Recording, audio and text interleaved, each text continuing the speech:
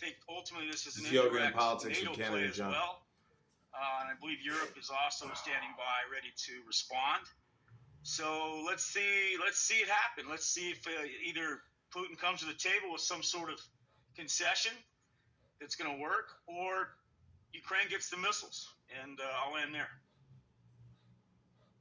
To your point about Europe and NATO, the article from which I quoted at the very beginning during my opening salvo in the Express, in the headline and deeper into the article they get into this, talks about how Europe is preparing for World War III. I'm not saying this to be alarmist.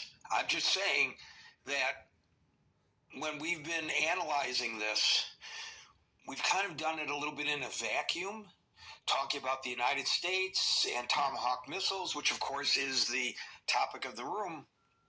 But perhaps, as David just suggested, it's a completely different scenario, not necessarily a winning strategy, but a different scenario if we're talking about multiple fronts. Not just weaponry provided by the United States and technology provided by the United States and advisors teaching them how to use the weapons, but also whatever Europe has up its sleeve. So I'm certain as well that this is not happening in a vacuum, and the Kremlin is taking note of that as well, and they're factoring all that in to determine what their next move is. I don't know if he's prepared to fight a war on multiple fronts.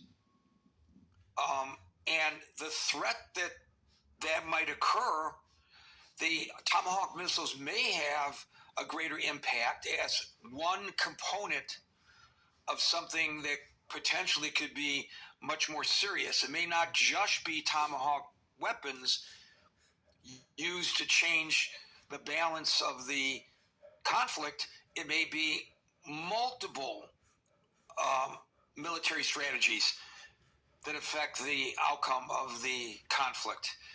So that's really an important thing for us to watch, which I don't think we watch very often or very well in the United States. Thank you, David, for bringing that up. And we'll now go to William. Hey, good afternoon. You know, I think